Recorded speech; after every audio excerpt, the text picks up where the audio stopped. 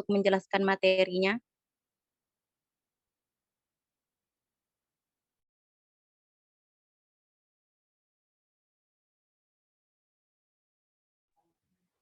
Baik, saya akan melanjutkan komponen kurikulum yang ketiga, yaitu strategi.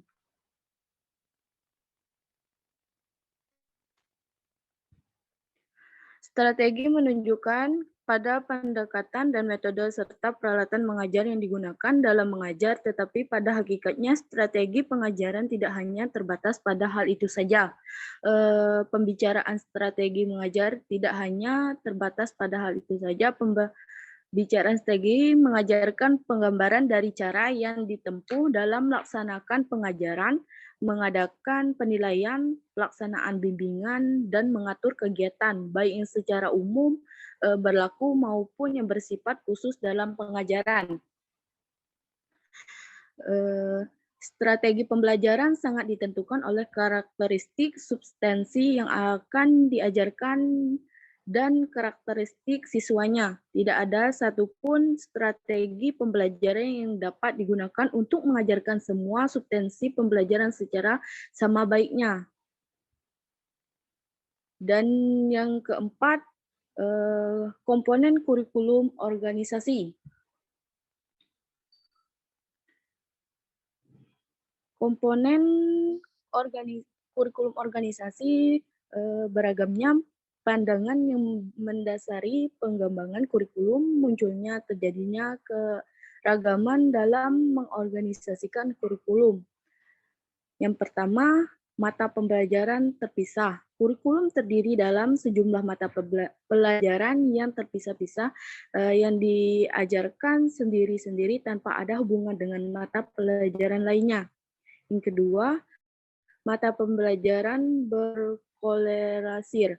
Korelasi diadakan sebagai upaya untuk mengurangi kelemahan-kelemahan sebagai akibat pemisahan mata pembelajaran. Dan yang ketiga, bidang studi, yaitu organisasi kurikulum yang merupakan pengumpulan beberapa mata pelajaran yang sejenisnya serta memiliki ciri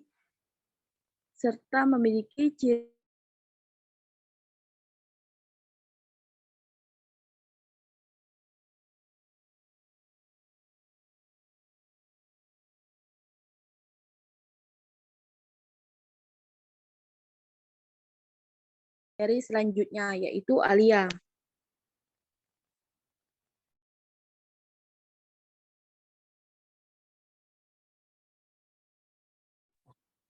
Baiklah, terima kasih kepada Azra.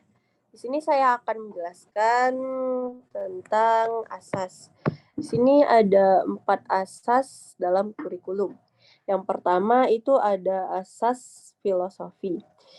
Dalam pengembangan kurikulum ialah rumusan yang didapatkan dari hasil berpikir secara mendalam, analisis, logis, sistematis dalam merencanakan, melaksanakan, membina, dan mengembangkan kurikulum, baik dalam bentuk kurikulum sebagai rencana tertulis, terlebih kurikulum dalam bentuk pelaksanaan di sekolah. Jadi, asas filosofi ini dihasilkan dalam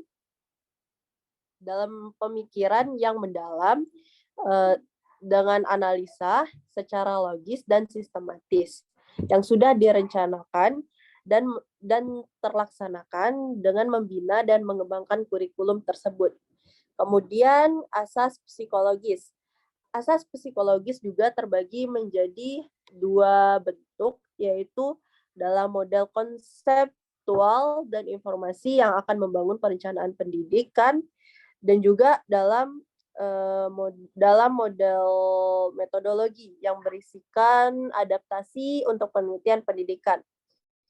Psikologis juga membantu dalam memilih pengalaman belajar yang akurat mengenai teori belajar, teori kognitif, pengembangan emosional, perbedaan kemampuan individu, kepribadian, motivasi, dan lainnya. Yang kemudian ada asas asas sosiologis. Di asas sosiologis ini juga berperan penting dalam mengembangkan kurikulum, karena kurikulum mencerminkan keinginan, cita-cita, dan kebutuhan masyarakat. Dalam mengambil suatu keputusan mengenai kurikulum, harus merujuk pada lingkungan, merespon berbagai kebutuhan dalam masyarakat, dan memahami tuntutan pencantuman nilai-nilai falsafah pendidikan bangsa.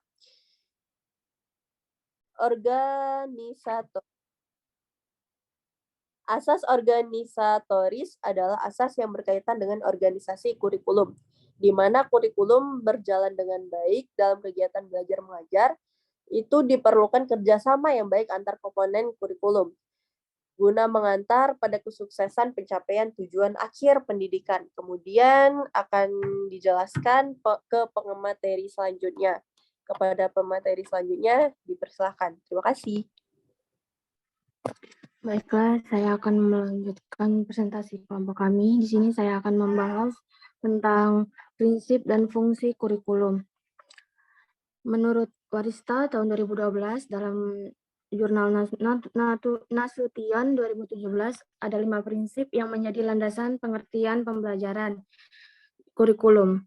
Yang pertama, pembelajaran sebagai usaha untuk memperoleh perubahan perilaku. Prinsip ini mengandung makna bahwa ciri utama proses pembelajaran dalam kurikulum tersebut adalah perubahan perilaku dalam diri peserta didik, ataupun tidak sama perubahan perilaku peserta didik merupakan hasil pembelajaran. Yang kedua,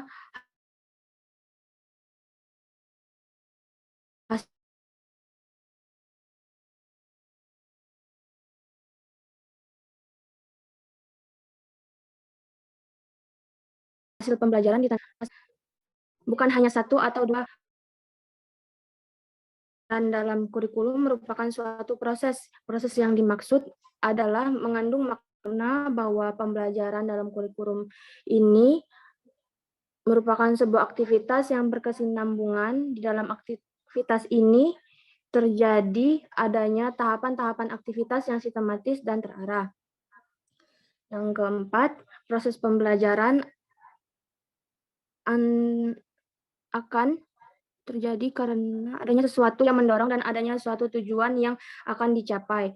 Prinsip ini mengandung makna bahwa aktivitas pembelajaran yang terjadi adanya kebutuhan yang harus dipuaskan dan adanya tujuan yang ingin dicapai. Selanjutnya saya akan membahas tentang fungsi dalam kurikulum. Sebagaimana yang dikemukakan oleh Alexander Inglis yang dikutip oleh Wina Sanjaya tahun 2010 halaman 14-16 menyebutkan ada 4 fungsi dasar dalam kurikulum. Yang pertama, fungsi penyesuaian. Adanya individu hidup dalam lingkungan, sementara lingkungan senantiasa berubah dan harus mampu menyesuaikan diri secara dinamis. Disinilah letak fungsi kurikulum sebagai pendidikan menuju individu yang well-adjusted. Yang kedua, fungsi integrasi yang dimaksud adalah mendidik pribadi-pribadi yang terintegrasi. Oleh karena itu, individu sendiri merupakan bagian integral dari masyarakat, maka pribadi yang terintegrasi ini dapat memberikan kesinambungan dalam rangka pembentukan atau pengintegrasian dalam masyarakat. Yang ketiga, fungsi diferensial, yaitu kurikulum memberikan pelayanan terhadap perbedaan-perbedaan per orang dalam masyarakat. Pada dasarnya, diferensiasikan mendorong orang berpikir kritis dan kreatif, dan inilah yang mendorong kemajuan sosial dan masyarakat. Terakhir, fungsi persiapan, yaitu kurikulum mempersiapkan siswa agar melanjutkan studi lebih lanjut untuk jangkauan yang lebih lanjut atau terjun ke masyarakat. Mempersiapkan kemampuan sangatlah perlu, karena sekolah tidak mungkin memberikan semua apa yang diinginkan dan dinikmatinya. Ini merupakan kebutuhan yang sangat ideal bagi masyarakat yang demokratis, sehingga kurikulum perlu program secara fleksibel. Sekian presentasi dari kelompok kami, apakah ada yang ingin bertanya? Saya ingin bertanya.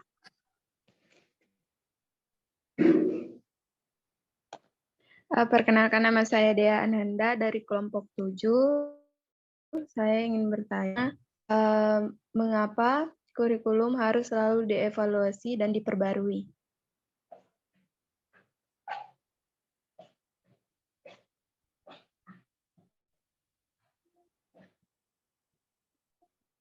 Kepada Dea Ananda, mohon diulang lagi pertanyaannya.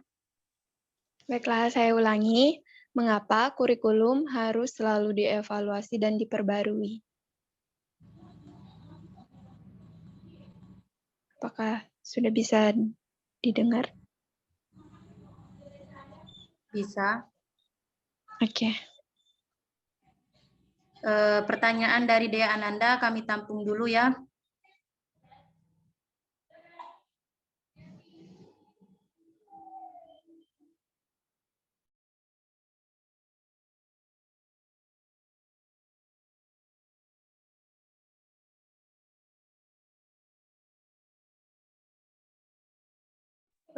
Ada yang ingin ditanyakan lagi?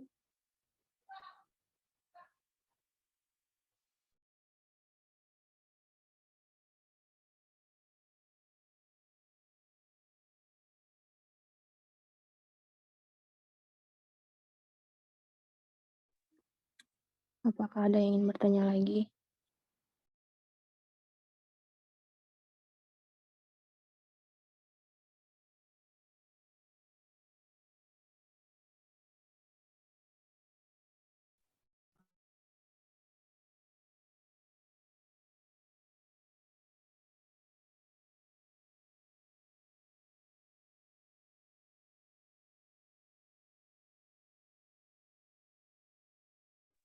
Tidak ada yang ingin ditanyakan lagi?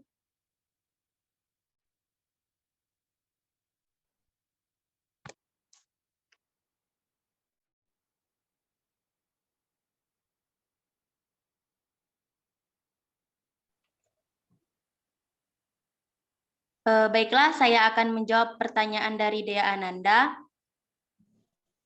Mengapa kurikulum selalu dievaluasi dan diperbarui? Karena untuk menyesuaikan dengan kebutuhan peserta didik dan perkembangan zaman adalah kurikulum yang sesuai dengan zamannya dan terus dikembangkan atau diadaptasi sesuai dengan konteks dan karakteristik peserta didik demi membangun kompetensi sesuai dengan kebutuhan mereka kini dan masa depan. Apakah Dea Ananda bisa mengerti? Atau kurang? Ya,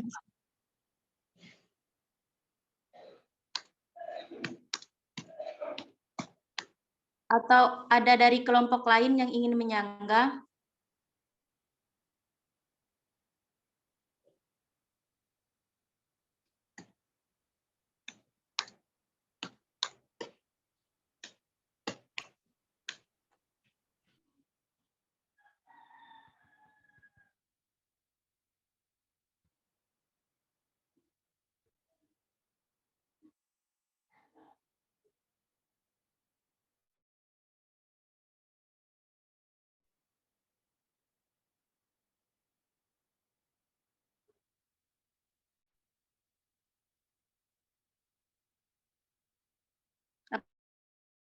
Apakah ada yang ingin bertanya lagi dari kelompok lain?